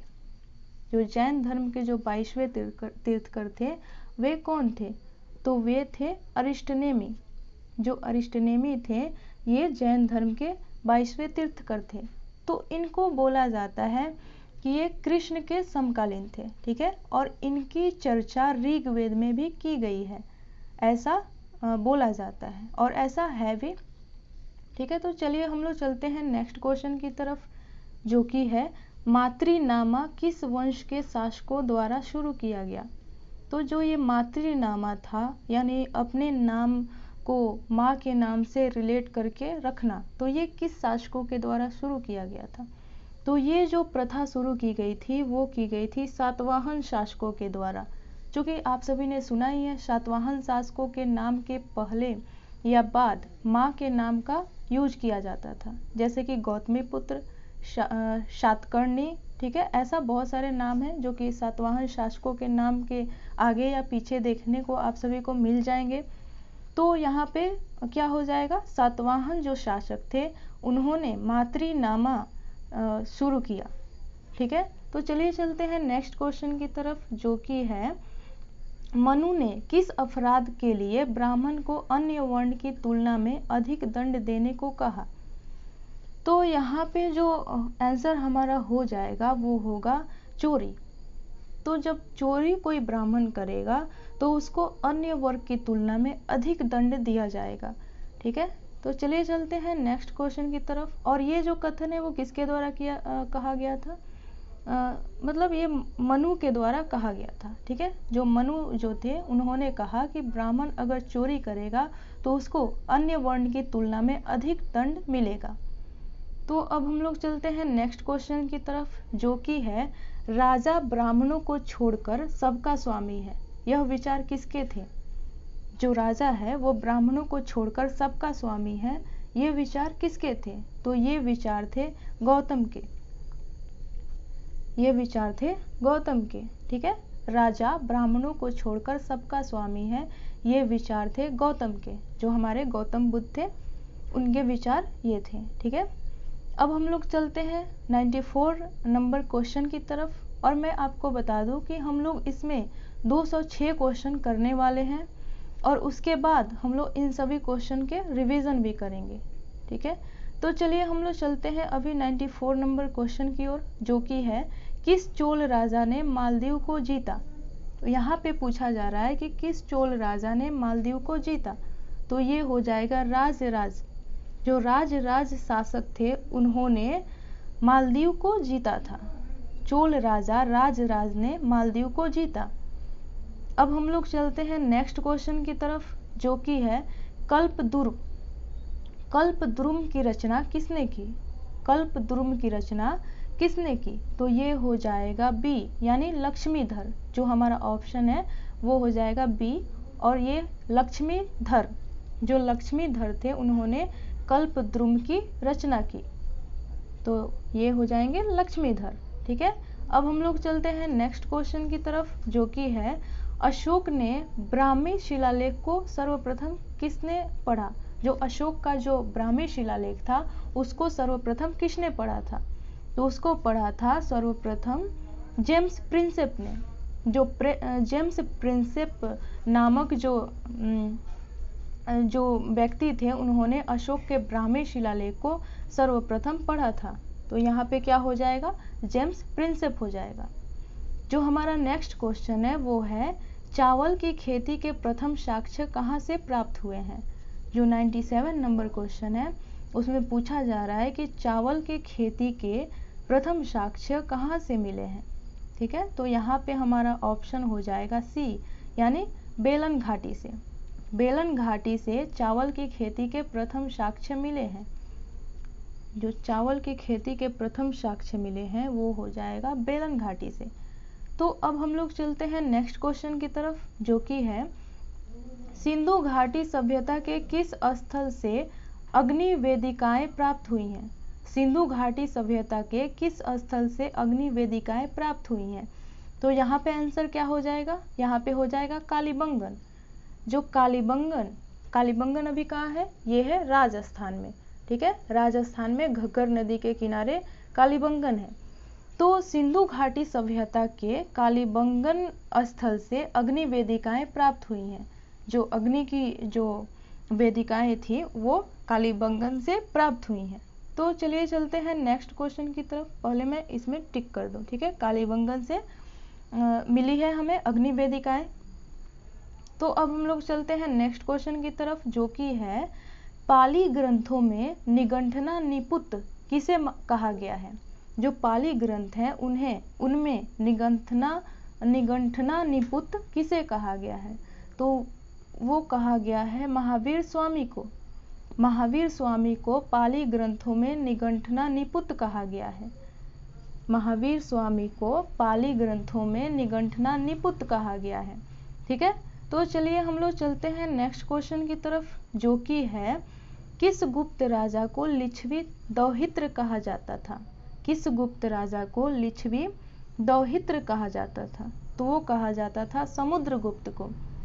समुद्रगुप्त को लिच्छवी दौहित्र कहा जाता था। ठीक है, जो समुद्रगुप्त जो थे उन्हें लिच्छवी दौहित्र हम लोग कहते थे। ठीक है, तो इनको लिच्छवी दौहित्र कहा जाता था, जो कि गुप्त शासक थे। और इन्हें भारत का नेपोलियन कहा जाता है, क्योंकि इन्होंने 9 राज्य और 12 राज्य जीते। ठीक है, उत्तर भारत के 9 और दक्षिण भारत के 12, तो इन्हें भारत का नेपोलियन कहा जाता है। अब हम लोग चलते हैं नेक्स्ट क्वेश्चन की तरफ, जो कि है मौर्य काल के दौरान राज्य के राजस्व की वसूली कौन सा अधिकारी करता था। मौर्य काल के दौरान राज्य के राजस्व की वसूली कौन सा अधिकारी करता था। तो वो जो करता था वो हो जाएगा संहर्ता। जो संहर्ता था वो मौर्य काल के दौरान कर की वसूली करता था। ठीक है, तो चलिए नेक्स्ट क्वेश्चन की तरफ चलते हैं, जो कि है गुप्त काल के दौरान स्वर्ण सिक्कों की कमी और गुप्त काल के बाद सिक्कों की कमी का क्या कारण था। तो ये हो जाएगा व्यापार में गिरावट आई थी। जब व्यापार में गिरावट आई थी तो स्वर्ण सिक्कों की कमी हो गई। ठीक है, वो भी गुप्त काल के बाद। गुप्त काल के बाद स्वर्ण सिक्कों की इसमें दौरान भी आई थी, यानी गुप्त काल के दौरान भी स्वर्ण सिक्कों की कमी आई हुई थी और गुप्त काल के बाद भी स्वर्ण सिक्कों में कमी आई थी। ठीक है, तो यहाँ पे क्या हो जाएगा, व्यापार में गिरावट के कारण। ठीक है, तो अब हम लोग चलते हैं नेक्स्ट क्वेश्चन की तरफ, जो कि है निम्नलिखित में अष्टम स्थान कौन सा नहीं है। निम्नलिखित में अष्टम स्थान कौन सा नहीं है। तो ये हम लोगों को बताना है कि इसमें कौन सा अष्टम स्थान नहीं है। तो ये हो जाएगा तक्षशिला। जो तक्षशिला जो स्थान है ये अष्टम स्थान नहीं है। ठीक है, तो चलिए चलते हैं नेक्स्ट क्वेश्चन की तरफ, जो कि है तृतीय बौद्ध संगीति किसके काल में हुई थी। तृतीय बौद्ध संगीति ये किसके काल में हुई थी। तो ये हुई थी अशोक के काल में। अशोक के काल में तृतीय बौद्ध संगीति हुई थी। ठीक है, तो अब हम लोग चलते हैं नेक्स्ट क्वेश्चन की तरफ, जो कि है गौतम बुद्ध को किस उम्र पर ज्ञान प्राप्त हुआ था। गौतम बुद्ध को किस उम्र पर ज्ञान प्राप्त हुआ था। तो इनको 35 वर्ष की आयु में ज्ञान की प्राप्ति हुई थी। गौतम बुद्ध को 35 वर्ष की आयु में ज्ञान की प्राप्ति हुई थी। तो चलिए चलते हैं नेक्स्ट क्वेश्चन की तरफ, जो कि है गौतम बुद्ध का एकमात्र पुत्र का क्या नाम था। गौतम बुद्ध का जो एकमात्र पुत्र था उसका क्या नाम था। तो उसका नाम था राहुल। जो गौतम बुद्ध का एकमात्र पुत्र था उसका नाम था राहुल। तो चलिए चलते हैं नेक्स्ट क्वेश्चन की तरफ, जो कि है जैन धर्म के प्रथम तीर्थकर थे। तो जो जैन धर्म के प्रथम तीर्थकर थे वे थे ऋषभदेव। जो ऋषभदेव थे ये जैन धर्म के प्रथम तीर्थकर थे, लेकिन जो वास्तविक संस्थापक थे वे कौन थे। वे थे महावीर स्वामी। जो वास्तविक संस्थापक थे वे थे महावीर स्वामी। अब हम लोग चलते हैं नेक्स्ट क्वेश्चन की तरफ, जो कि है महावीर स्वामी को किस नदी के तट पर कैवल्य प्राप्त हुआ, यानी ज्ञान प्राप्त हुआ। जो 108 नंबर क्वेश्चन है उसमें पूछा जा रहा है कि महावीर स्वामी को किस नदी के तट पर कैवल्य प्राप्त हुआ। तो वो हुआ था ऋजुपालिका नदी के किनारे। ऋजुपालिका नदी के किनारे महावीर स्वामी को क्या प्राप्त हुआ था, ज्ञान की प्राप्ति हुई थी, यानी कैवल्य की प्राप्ति हुई थी। और जो निरंजना नदी है इसके किनारे महात्मा बुद्ध को ज्ञान की प्राप्ति हुई थी, और वो भी बोधि वृक्ष के नीचे। तो चलिए हम लोग चलते हैं नेक्स्ट क्वेश्चन की तरफ, जो कि है महावीर स्वामी का जन्म कब हुआ था। महावीर स्वामी का जन्म कब हुआ था। तो ये अभी हम लोग को पता करना है कि महावीर स्वामी का जन्म कब हुआ था। तो ये हुआ था 540 ईस्वी पूर्व। 540 ईसा पूर्व महावीर स्वामी का जन्म हुआ था। यहाँ पे आंसर क्या हो जाएगा, 540 ईसा पूर्व महावीर स्वामी का जन्म हुआ था। ठीक है, तो चलिए चलते हैं नेक्स्ट क्वेश्चन की तरफ, जो कि है ऋग्वेद में जैन धर्म के कौन से 2 तीर्थकरों का उल्लेख है। ऋग्वेद में जैन धर्म के कौन से 2 तीर्थकरों का उल्लेख है। तो यहाँ पे हम लोगों से पूछा जा रहा है कि ऋग्वेद में जैन धर्म के कौन से 2 तीर्थकरों का उल्लेख है। तो ये हो जाएगा ऋषभदेव और अरिष्टनेमी। जो ऋषभदेव और अरिष्टनेमी थे इनका उल्लेख ऋग्वेद में किया गया है। ठीक है, तो चलिए चलते हैं नेक्स्ट क्वेश्चन की तरफ, जो कि है जैन धर्म के अनुसार तीर्थकर महावीर का पहला शिष्य कौन था। जैन धर्म के अनुसार जो तीर्थकर थे महावीर, उनका पहला शिष्य कौन था। तो उनका पहला शिष्य था ये जामली। इसको जामिल भी बोला जाता है, ठीक है। ये जामली जो था ये पहला तीर्थकर्ता महावीर स्वामी का, जो कि उनका दामाद था, ठीक है। ये पहला तीर्थकर हुआ महावीर स्वामी का, ये क्या हो जाएगा, जामिल यानी जामली। तो हम लोग चलते हैं अभी नेक्स्ट क्वेश्चन की तरफ, जो कि है महावीर स्वामी की पत्नी कौन थी। महावीर स्वामी की पत्नी कौन थी, तो ये हो जाएगी यशोदा। जो यशोदा थी ये महावीर स्वामी की पत्नी थी, महावीर स्वामी की पत्नी यशोदा थी, ठीक है। तो चलिए अभी चलते हैं नेक्स्ट क्वेश्चन की तरफ, जो कि है महावीर स्वामी किस कुल से संबंधित थे। महावीर स्वामी किस कुल से संबंधित थे, तो ये थे यांत्रिक कुल से, यांत्रिक कुल से महावीर स्वामी संबंधित थे। जो हमारा नेक्स्ट क्वेश्चन है वो है महावीर को महापरिनिर्वाण कहाँ प्राप्त हुआ। तो महावीर को महापरिनिर्वाण प्राप्त हुआ था, वो जगह का नाम है, वो जगह हो जाएगा पावापुरी। महावीर को महापरिनिर्वाण की प्राप्ति पावापुरी में हुई थी, ठीक है। तो यहाँ पे क्या हो जाएगा, पावापुरी। महावीर को महाज्ञान यानी यहाँ पे क्या बोलते हैं, महापरिनिर्वाण की प्राप्ति कहाँ हुई थी, ये हुई थी पावापुरी में, ठीक है। तो अभी मैं नेक्स्ट क्वेश्चन की तरफ चलती हूँ, जो कि है प्रथम जैन संगीति कहाँ हुई थी। जो प्रथम जैन संगीति है ये कहाँ पे हुई थी, ये हुई थी हमारी, जो प्रथम जैन संगीति है ये हुई थी पाटलिपुत्र में। प्रथम जैन संगीति पाटलिपुत्र में हुई थी, ठीक है। और मैं अभी नेक्स्ट क्वेश्चन की तरफ चलती हूँ, जो कि है द्वितीय जैन संगीति कहाँ हुई थी। जो द्वितीय जैन संगीति है वो कहाँ हुई थी, ये हुई थी वल्लभी में। द्वितीय जैन संगीति वल्लभी में हुई थी, ठीक है। तो अब मैं चलती हूँ नेक्स्ट क्वेश्चन की तरफ, जो कि है श्वेतांबर किसके नेतृत्व में विकसित हुए। जो श्वेतांबर थे ये किसके नेतृत्व में विकसित हुए। श्वेतांबर ये स्थल बाहु के नेतृत्व में ये विकसित हुए। जो श्वेतांबर थे ये स्थल बाहु के नेतृत्व में विकसित हुए थे। और स्थल बाहु क्या थे, ये श्वेतांबर थे, यानी जो श्वेत वस्त्र को धारण करते थे। और जो भद्रबाहु थे वे क्या थे, नग्न रहने वाले, ठीक है। और ये दो पार्टों में विभाजन हो गया था, क्योंकि पाटलिपुत्र में जो अकाल आया था उसके बाद जो भद्रबाहु थे वे अपने अपने भिक्षुओं को लेके कर्नाटक चले गए थे, ठीक है। तो वहाँ पे इन्होंने दो पार्ट हो गया था अकाल के दौरान। तो जब ये आए पाटलिपुत्र लौट के, तो उस टाइम इनमें मतभेद हो गया। तो उस टाइम जैन धर्म दो भागों में विभाजित हो गया, एक श्वेतांबर और एक दिगंबर। तो जो स्थलबाहु के जो शिष्य थे वे श्वेतांबर कहलाए, और जो भद्रबाहु के शिष्य थे वे दिगंबर कहलाए। तो चलिए चलते हैं नेक्स्ट क्वेश्चन की तरफ, जो कि है दक्षिण भारत में जैन धर्म किसके नेतृत्व में फैला। दक्षिण भारत में जैन धर्म किसके नेतृत्व में फैला, तो ये फैला था हमारा ये हो जाएगा भद्रबाहु के नेतृत्व में। चूंकि भद्रबाहु कर्नाटक में अपने शिष्यों को लेके चले गए थे, तो दक्षिण भारत में जैन धर्म भद्रबाहु के नेतृत्व में फैला था, ठीक है। तो अब हम लोग चलते हैं नेक्स्ट क्वेश्चन की तरफ, जो कि है कर्नाटक में जैन धर्म का प्रचार किसने कराया। जो जैन धर्म का प्रचार है कर्नाटक में, ये किसके द्वारा किया गया, तो ये किया गया चंद्रगुप्त मौर्य के द्वारा।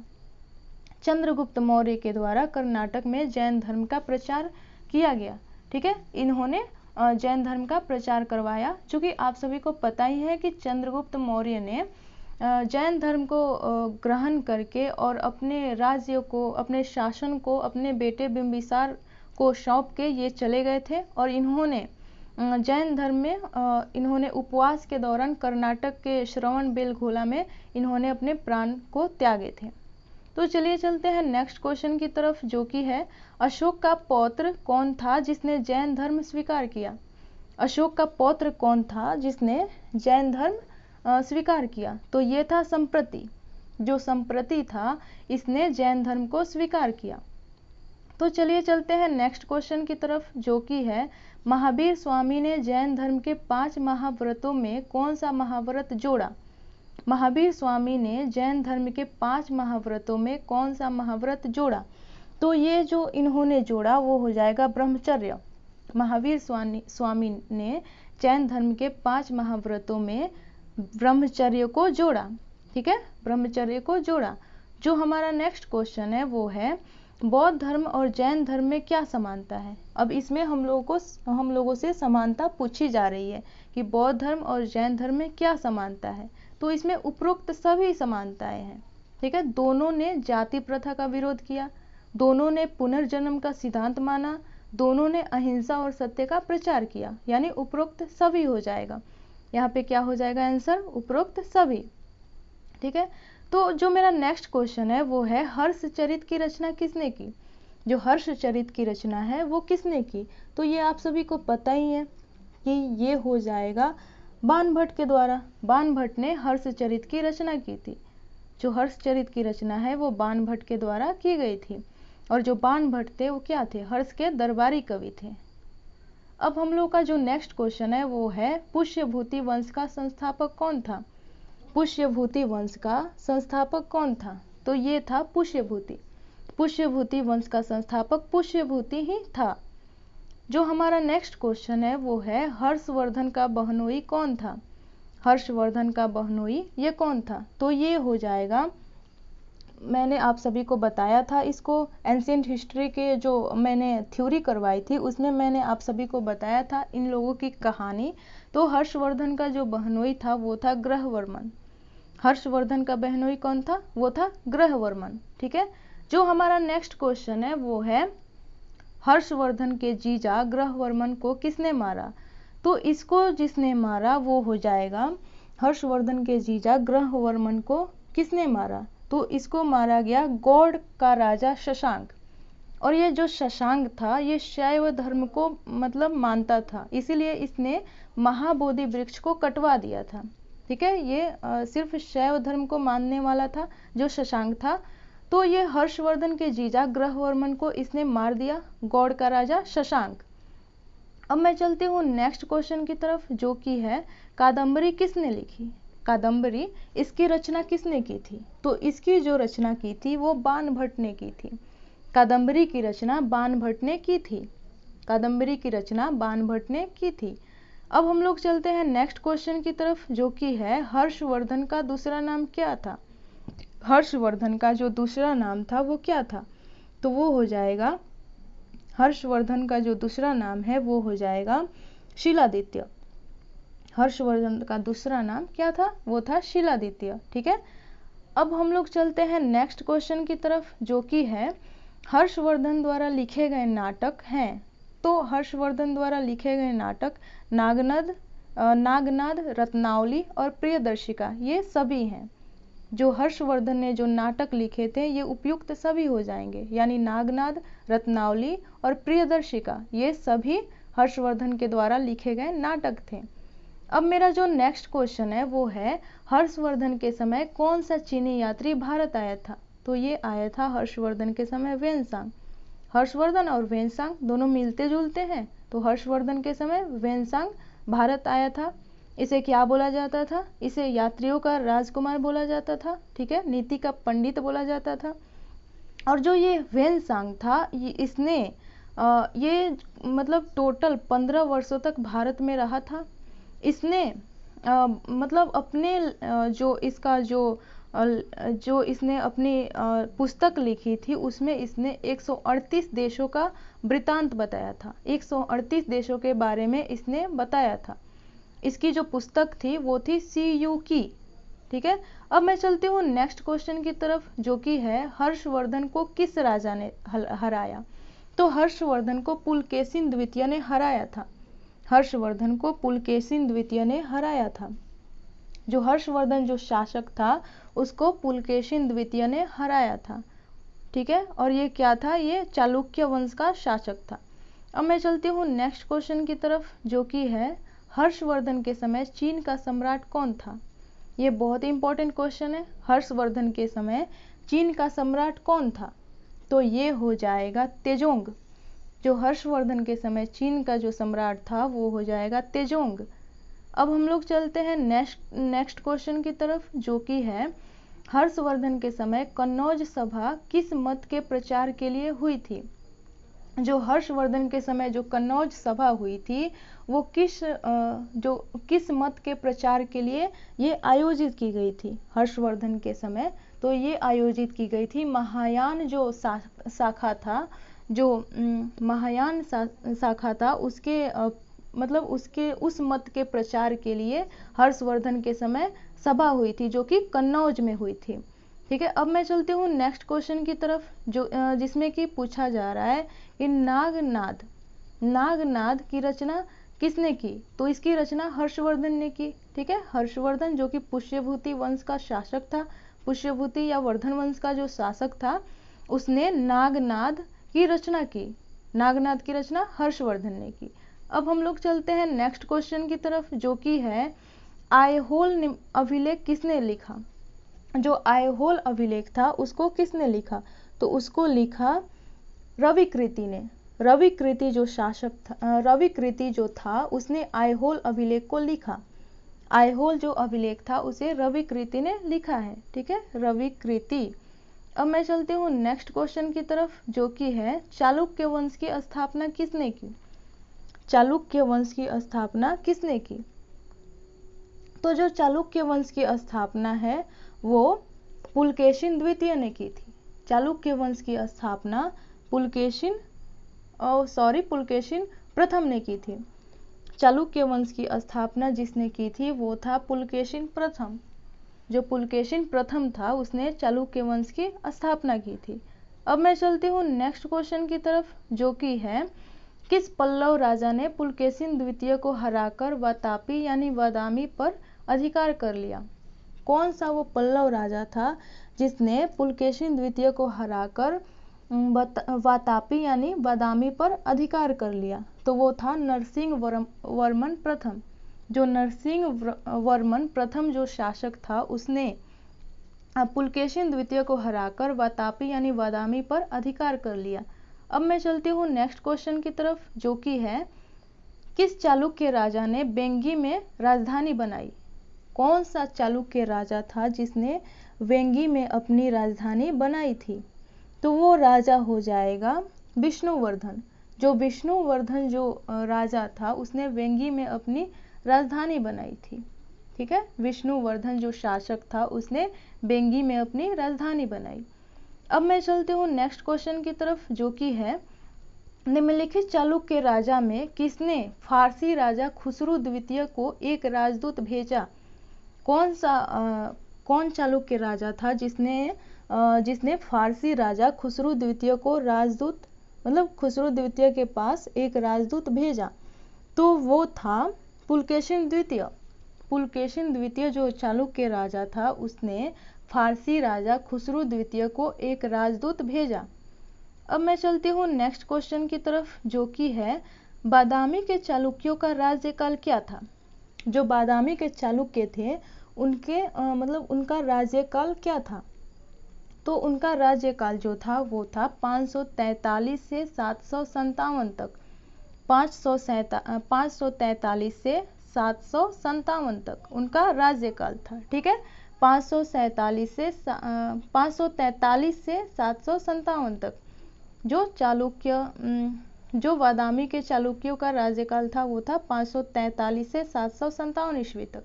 तो चलिए मैं चलती हूँ अभी नेक्स्ट क्वेश्चन की तरफ, जो कि है महाबलीपुरम के शोर मंदिर का निर्माण किसने कराया? महाबलीपुरम के शोर मंदिर का निर्माण किसने कराया? तो उस शासक का नाम है नरसिंह वर्मन द्वितीय। जो नरसिंह वर्मन द्वितीय था उसने महाबलीपुरम के शोर मंदिर का निर्माण करवाया। अब मैं चलती हूँ नेक्स्ट क्वेश्चन की तरफ, जो कि है कांची का प्रसिद्ध वैकुंठ पेरुमल मंदिर किसने बनवाया? जो कांची का प्रसिद्ध वैकुंठ था पेरुमल मंदिर, उसको किसने बनवाया? उसको बनवाया था महेंद्र वर्मन द्वितीय ने। जो महेंद्र वर्मन द्वितीय जो शासक था उसने कांची का प्रसिद्ध वैकुंठ पेरुमल मंदिर का निर्माण करवाया। कांची का प्रसिद्ध वैकुंठ पेरुमल मंदिर का निर्माण महेंद्र वर्मन द्वितीय ने करवाया था। जो मेरा नेक्स्ट क्वेश्चन है वो है किरातार्जुनीय की रचना किसने की? किरातार्जुनीय की रचना किसने की? तो उसकी रचना किरातार्जुनीय की रचना की गई थी भैरवी के द्वारा। जो भैरवी थे उन्होंने किरातार्जुनीय की रचना की। भैरवी शासक ने मतलब भैरवी जो थे उन्होंने किरातार्जुनीय की रचना की। अब मैं चलती हूँ नेक्स्ट क्वेश्चन की तरफ, जो कि है दक्ष कुमार चरितम की रचना किसने की। जो दक्ष कुमार चरितम था उसकी रचना किसने की, तो उसकी रचना की गई थी दंडिन के द्वारा। जो दंडिन थे उन्होंने दक्ष कुमार चरितम की रचना की। दंडिन और दक्ष कुमार चरितम, यानी दक्ष कुमार चरितम की रचना दंडिन ने की थी। अब मैं चलती हूँ नेक्स्ट क्वेश्चन की तरफ, जो कि है निम्नलिखित पल्लव राजा में किसने प्रसिद्ध नाटक मतविलास प्रहसन लिखा था। निम्नलिखित पल्लव राजा में से किसने प्रसिद्ध नाटक मतविलास प्रहसन लिखा था, तो वो थे महेंद्र वर्मन प्रथम। मतविलास प्रहसन महेंद्र वर्मन प्रथम ने लिखा था। यहाँ पे मतविलास है और यहाँ पे महेंद्र वर्मन प्रथम है, ठीक है। तो निम्नलिखित मल्लव राजा ने राजा में से किसने निम्नलिखित पल्लव राजा में से किसने प्रसिद्ध नाटक मतविलास प्रहसन लिखा था, तो महेंद्र वर्मन प्रथम ने। प्रहसन से क्या हो जाएगा, प्रथम हो जाएगा, और मतविलास से महेंद्र वर्मन। तो अब हम लोग चलते हैं नेक्स्ट क्वेश्चन की तरफ, जो कि है दक्ष कुमार चरितम की रचना किसने की और रचयिता किसके दरबारी कवि थे। तो जो दक्ष कुमार चरितम है उसकी रचना जो की गई थी वो की गई थी दंडिन के द्वारा। और ये ये रचयिता किसके दरबारी कवि थे, तो ये रचयिता जो थे ये नंदी वर्मन द्वितीय के दरबारी कवि थे। जो दक्ष कुमार चरितम है इसकी रचना दंडिन ने की थी और ये नंदी वर्मन द्वितीय के दरबारी कवि थे। अब मैं चलती हूँ नेक्स्ट क्वेश्चन की तरफ, जो कि है पल्लव राजा महेंद्र वर्मन द्वितीय को किसने हराया। जो पल्लव राजा महेंद्र वर्मन द्वितीय हैं उनको किसने हराया, तो उनको हराया गया था पुलकेशिन द्वितीय के द्वारा। जो पल्लव राजा महेंद्र वर्मन द्वितीय हैं उनको पुलकेशिन द्वितीय ने हराया।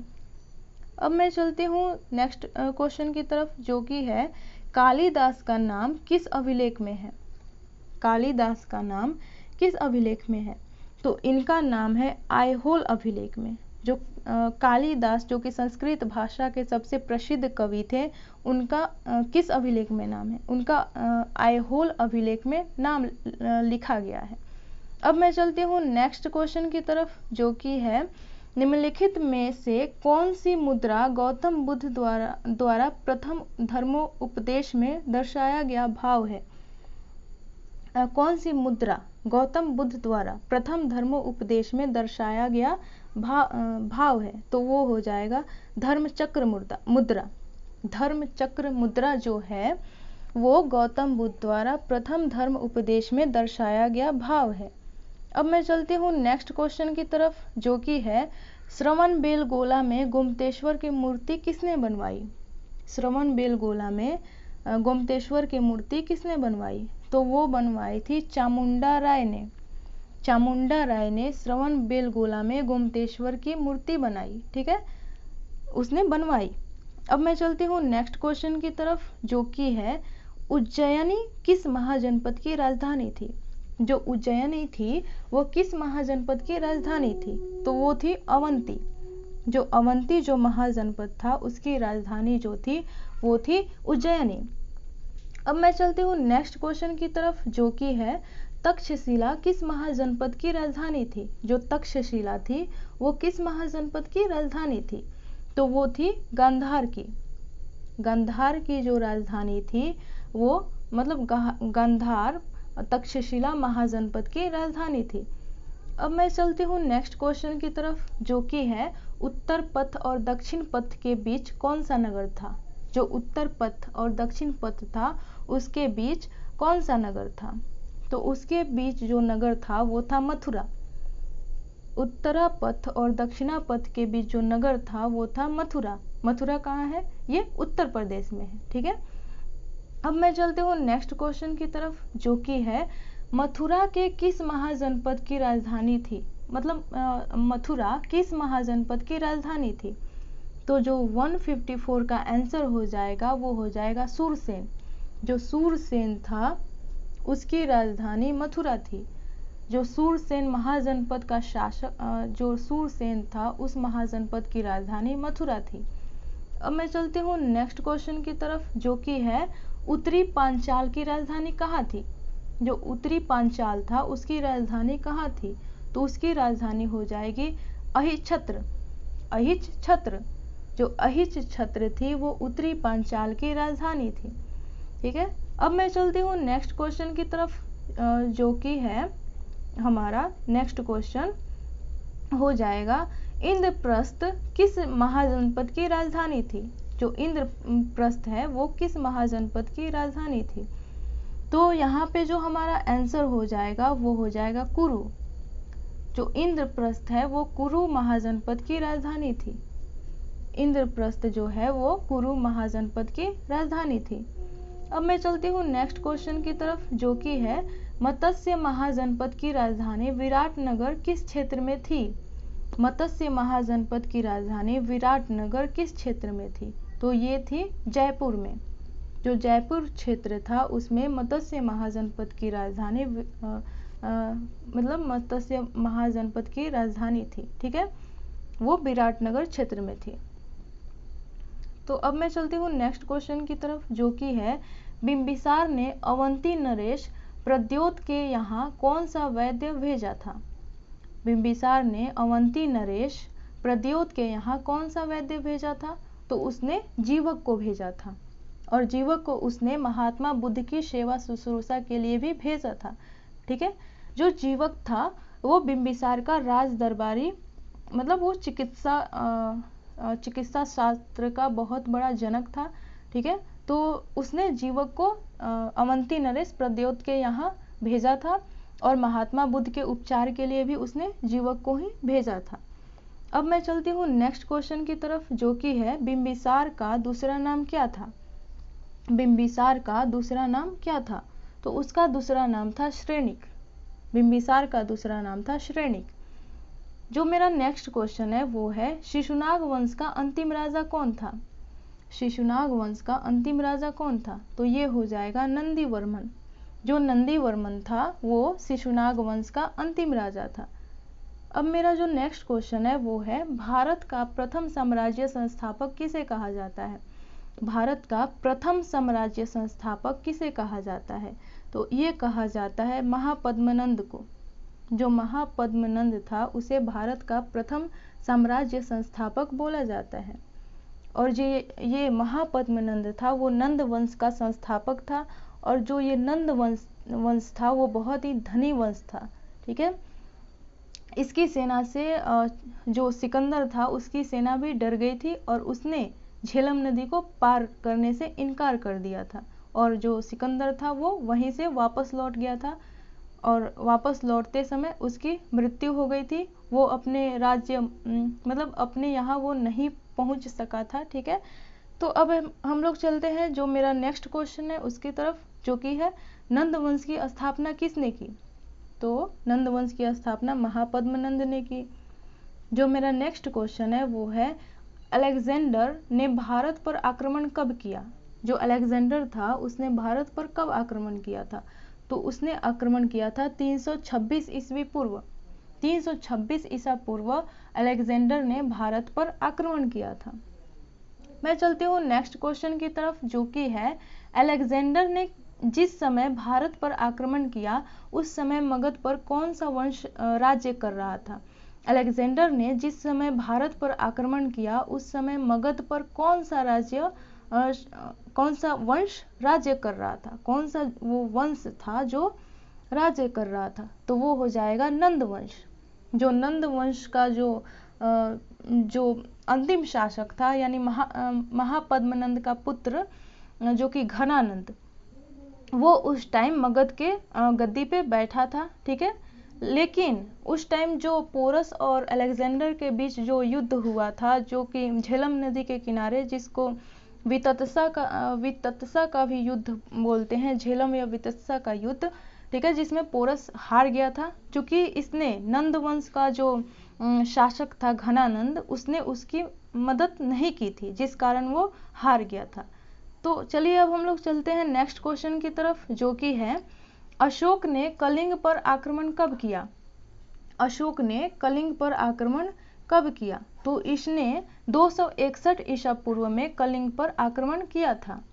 जो अशोक था उसने कलिंग पर आक्रमण 261 ईसा पूर्व में किया था।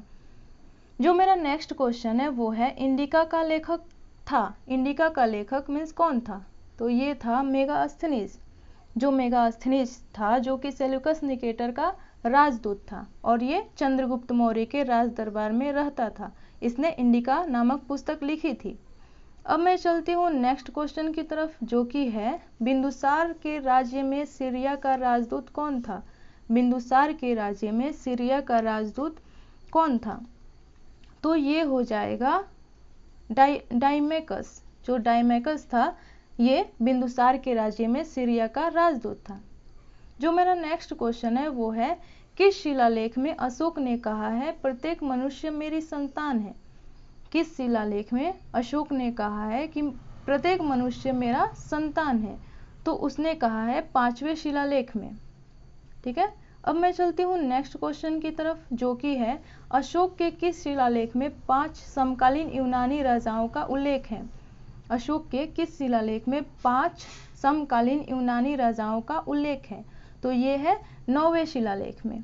जो अशोक का 9वां शिलालेख है उसमें उसके 5 समकालीन यूनानी राजाओं का उल्लेख है।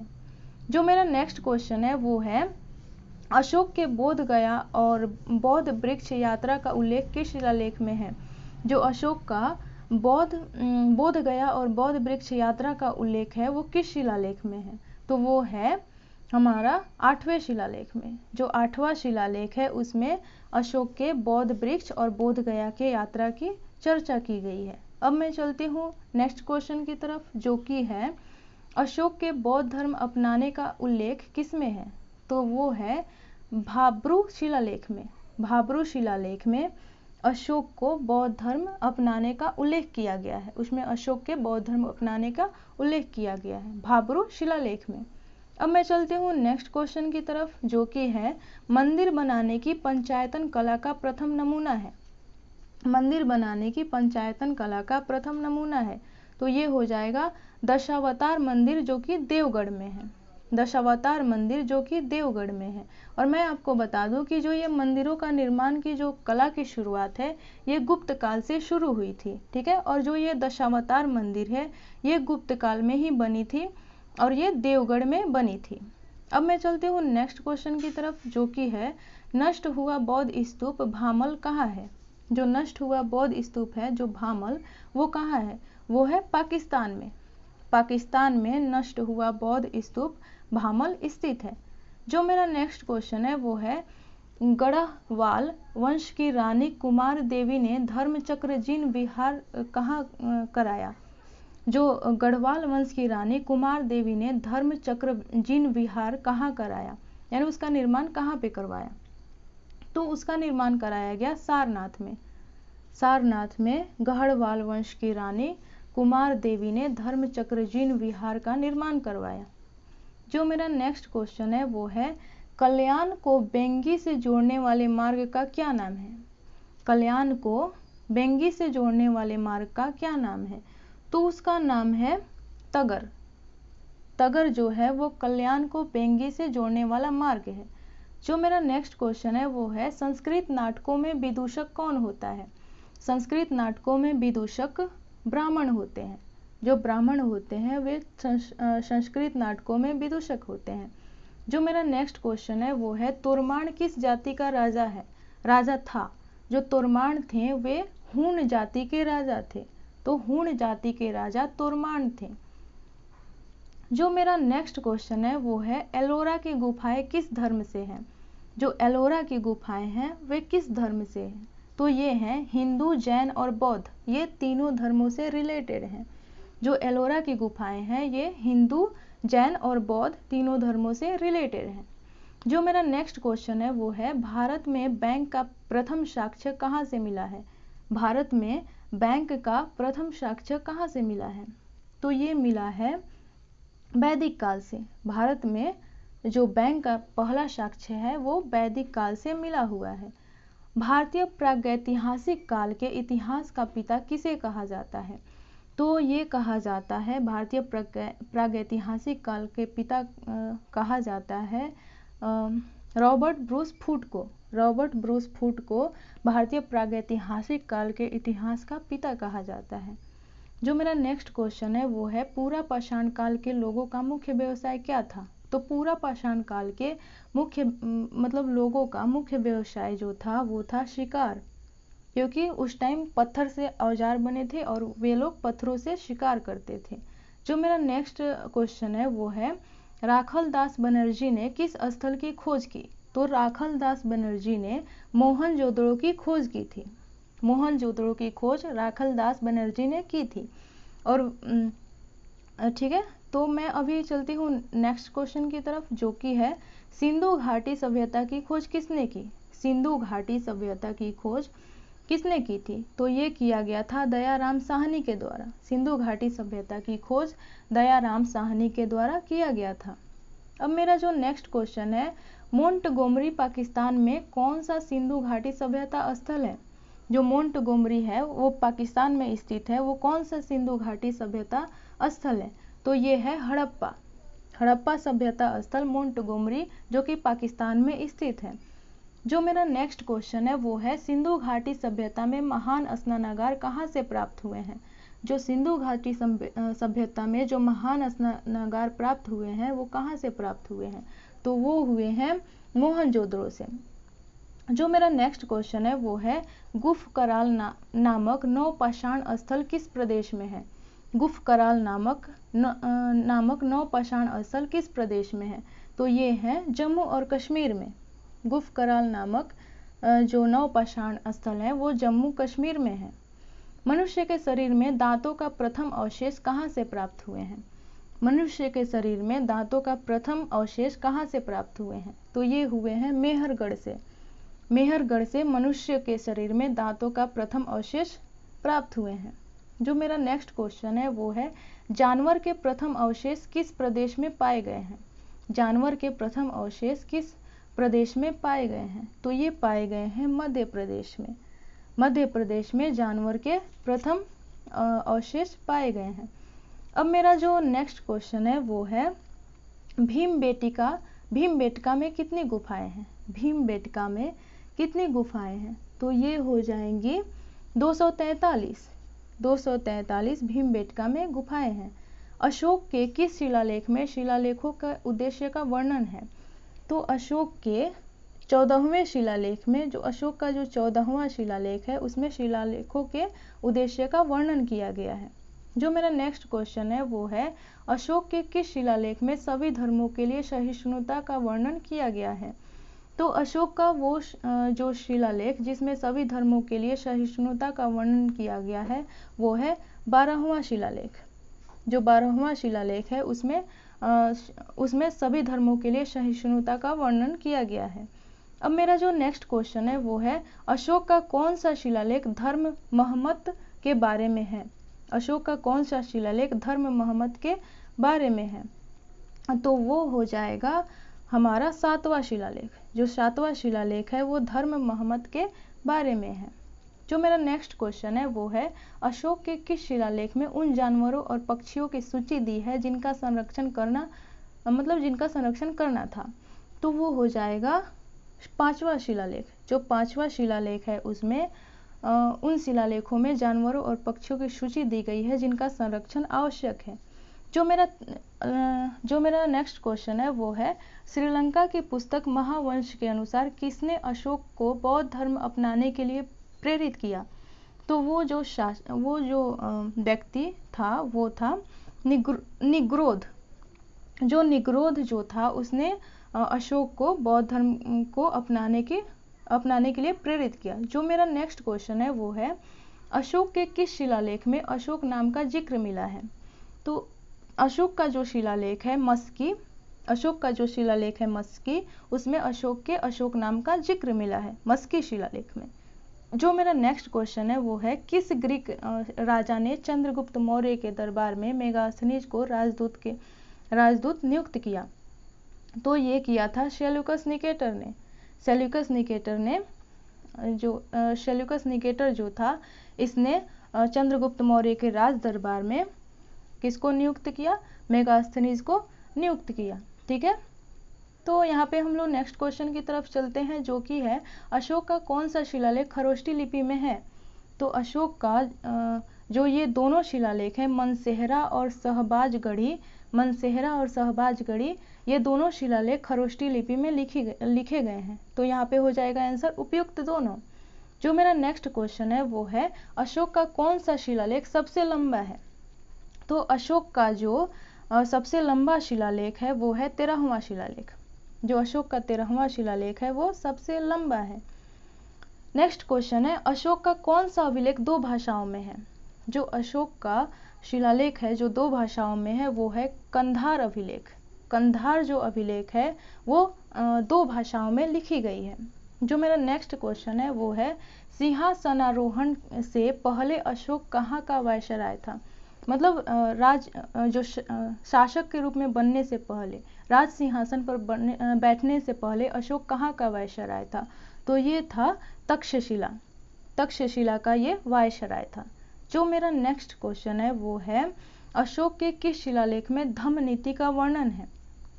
अशोक का कौन सा शिलालेख है जिसमें धम्म नीति का वर्णन है? तो वो शिलालेख है शिलालेख 11वां। ठीक है, शिलालेख 11वां जो है उसमें धम्म नीति का वर्णन किया गया है। जो मेरा नेक्स्ट क्वेश्चन है वो है, अशोक ने किस शिलालेख में पशु हत्या पर रोक लगाई?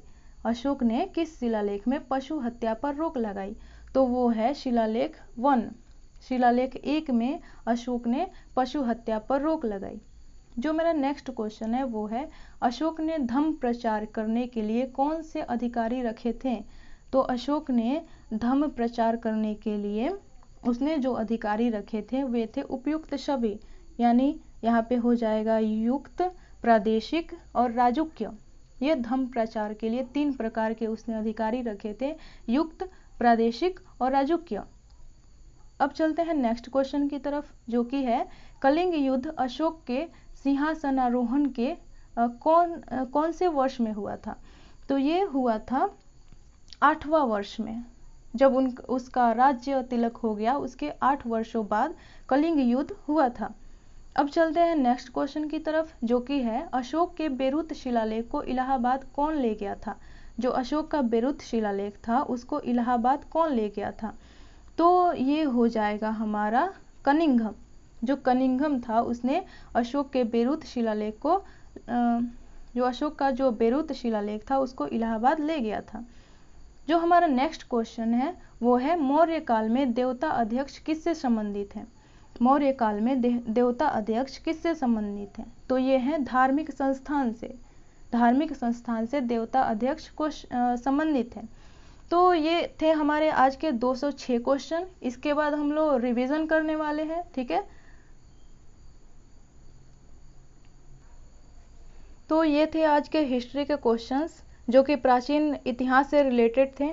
ठीक है, तो मैं इसका जितना भी PDF है मैं आप सभी को टेलीग्राम चैनल पे प्रोवाइड करा दूंगी, आप वहाँ से इसको डाउनलोड कर सकते हो। तो मैं अभी वीडियो को यहीं पे ख़त्म करती हूँ, चूँकि वीडियो बहुत लंबा हो चुका है और मैंने एक ही बार में आप सभी को ऐसा पढ़ा दिया है कि वो रिवीजन से भी ज़्यादा हो चुका है। ठीक है, तो चलिए वीडियो को यहीं पे ख़त्म करते हैं। और मैं अगर आपको वीडियो अच्छी लगी हो तो इसको प्लीज़ ज़्यादा से ज़्यादा शेयर करें, लाइक करें एंड सब्सक्राइब करें, और साथ में बेल आइकन को प्रेस करना ना भूलें डेली नोटिफिकेशन पाने के लिए। तो चलिए मिलते हैं नेक्स्ट वीडियो में, तब तक के लिए bye bye and take care.